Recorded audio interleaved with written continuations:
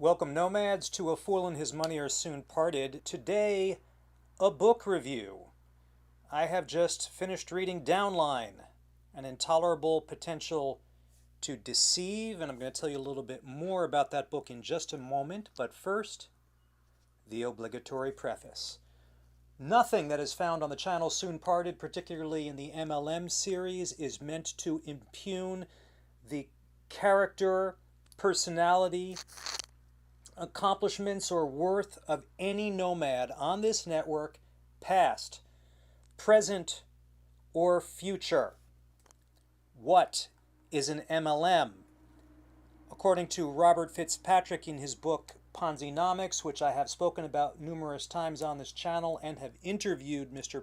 Fitzpatrick, if your company has the following four elements, according to Fitzpatrick, it is an MLM.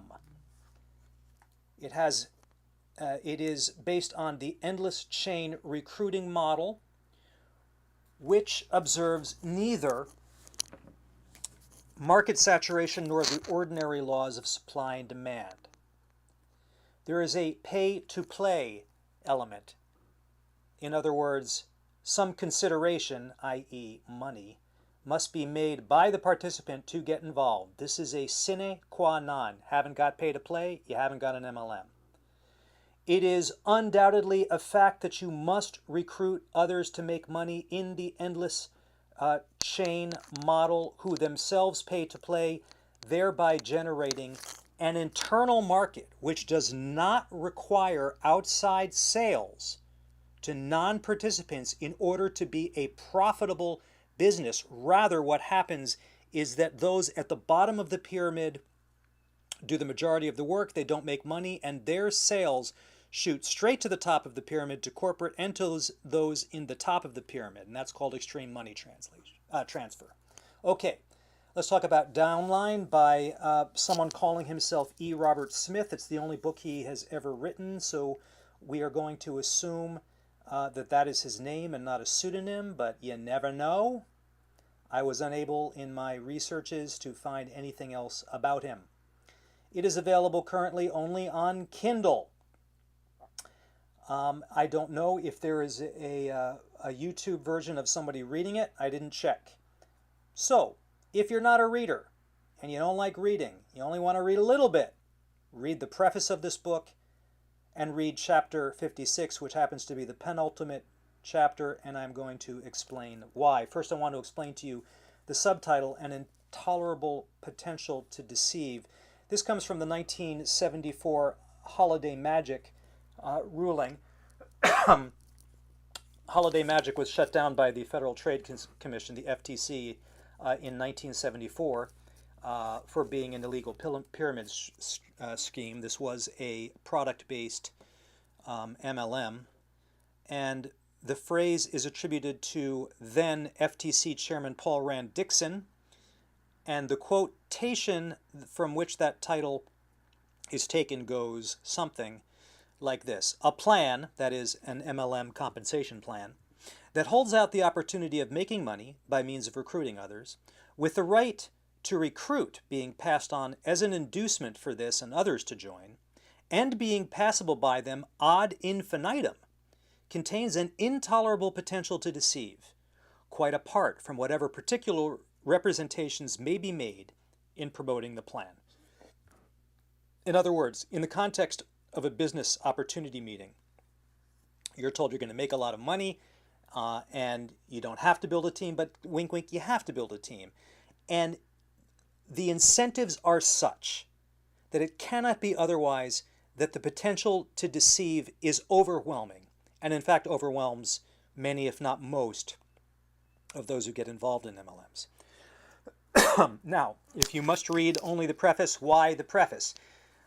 Smith does some interesting things here. First of all, he presents his bona fides. If we are to believe that he is telling the truth, he himself was involved in several MLMs, and one of them actually rose to the top, so knows whereof he speaks. He knows about buying top leaders to join your MLM who bring their downlines with them, thereby rigging the system before it begins. He lays this out in gross detail. and I mean gross, advisedly. There is also a wonderful disclaimer, and this is what you get to do in fiction, folks. He gets to say, look, guys, I made up everything that you're about to read. Wink, wink, wink, wink. This is a work of fiction.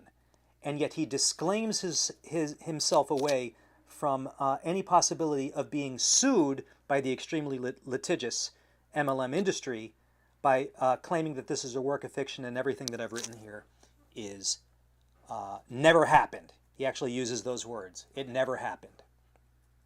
Except it did happen. Many times and continues to happen, sadly, to this day. I'm recording this in summer 2022. Okay, Downline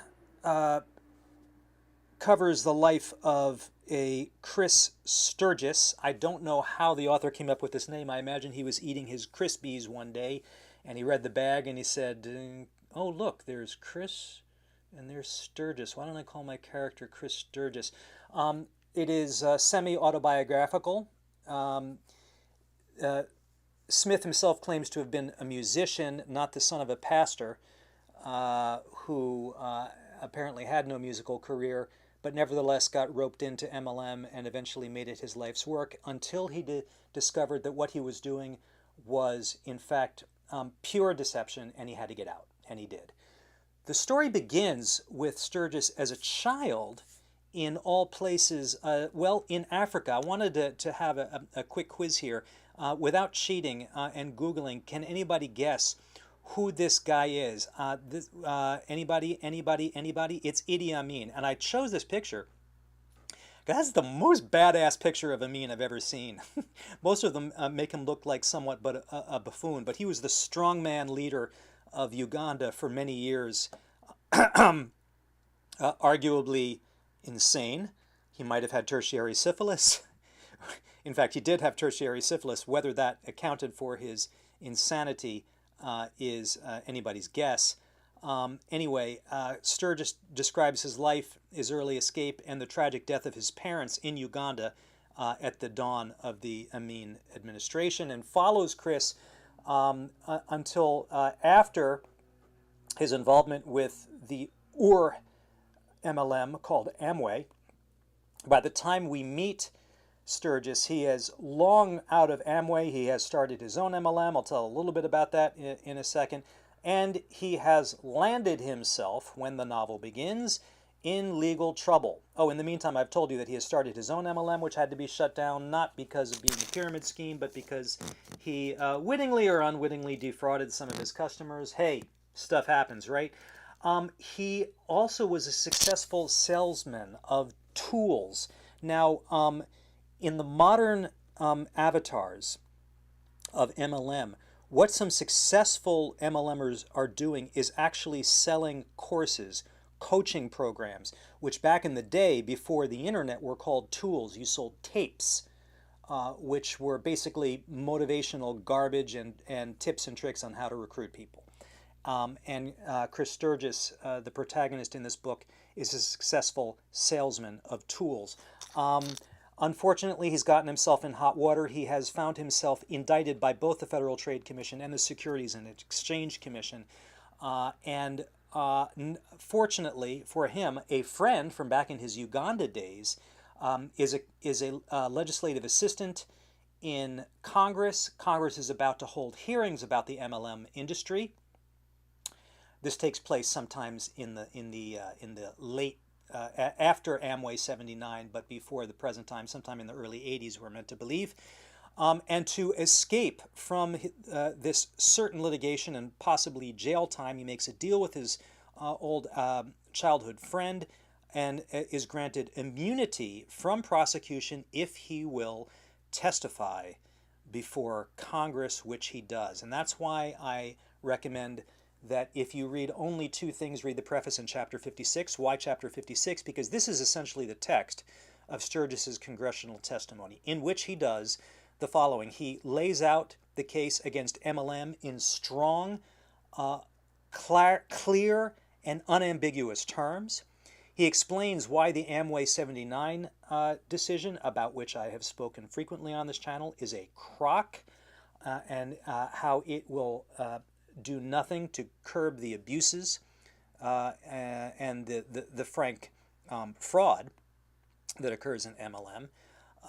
And most importantly, and this is what could get him in some hot water, but apparently doesn't, he accuses government of being in the pocket, which it is. There is a so-called MLM lobby, and many prominent members of Congress, past and present, are the recipient of the largesse, shall we say, of the MLM industry, and enjoy a fair amount of legal protection as a result, which is why the current effort on the part of the anti-MLM movement to lobby the FTC is likely to be just an effort at tilting at windmills and is not going to do anything. And the best way to address this problem is doing precisely what we're doing right now, folks, talking about it. Now, should you read Downline? Well, I got to tell you, Smith is not a great writer. It's not War and Peace. The dialogue is poorly written.